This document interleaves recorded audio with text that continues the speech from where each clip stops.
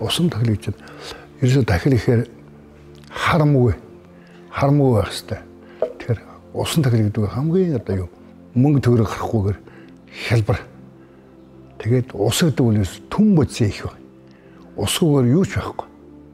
Энэ дэлхий дэлгэрэх бидний ууж идэж байгаа бүгд л устай холбоотой. Ус байхгүй яах юм бэ? Тийм учраас ус бол тийм бэлэгдэлтэй. Хоёрдугаар ногоо ургадаг. Тийм үү? Ус бороо орж иж сайхан дэлхий цэцэг ногоод тэрнтэй адилхан бодисодын сэтгэл гэдэгтэй гайхамшигтай сэтгэлийг төрүүлэхийн хөрсийг гаргаж байгаа утгатай санаа бодисод. Хатуу хуурай сэтгэлийг бодисодын гайхамшигтай бусдыг хайрладаг, энэрдэг тийм гайхамшигтай сэтгэлээр сольж өөрчлөгчөнд доод тэр хурын чиг хэрэгтэй юм гэж бодисодын юугаар янчсамжийн амжаанаар шүү. Бодисодын сэтгэлийн чигээр өөрийнхөө үнцийг норох болтгоо гэж ном дотор байгаа шүү. Тийм учраас тэгээд нөгөө хэрэнцэхгүй нүгэл төвчнээ л гэж. Бүгдээрээ жаргалыг хүсдэг. Жаргал хүсдэг юм чинь нохоогохоо хүртэл өгсөн шүү. Хүсэн шүдэгд мал.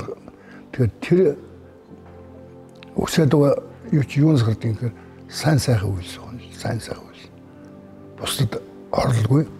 Бусдад ямар нэгэн хэлбэрээр хорлолгүйгээр тийм сайхан зөв хөдөлгөөн, зөв явдал, зөв сэтгэл, зөв хэл аваа өөрсдөө сэтгэл үйл буян нэгч одоо 7 гишүүн байж байгаа юм.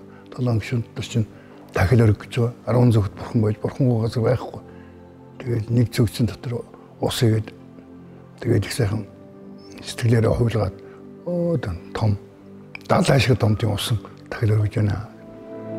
Гээд бодох чинь маш их үе орно шүү дээ. Элэг нэгдвэх монголчуудаа бурхан багш ялд төгснөж гисэн авгаа их энэрл хайрын бурхан багшийн гайхамшигтай зохионгүйг дурсан санаж өөрснөө хэр шатлаараа буйнаа хийж улам их сайн буян хийж өнгөрөөрэй гэж одоо бүгдээр нь өсөё.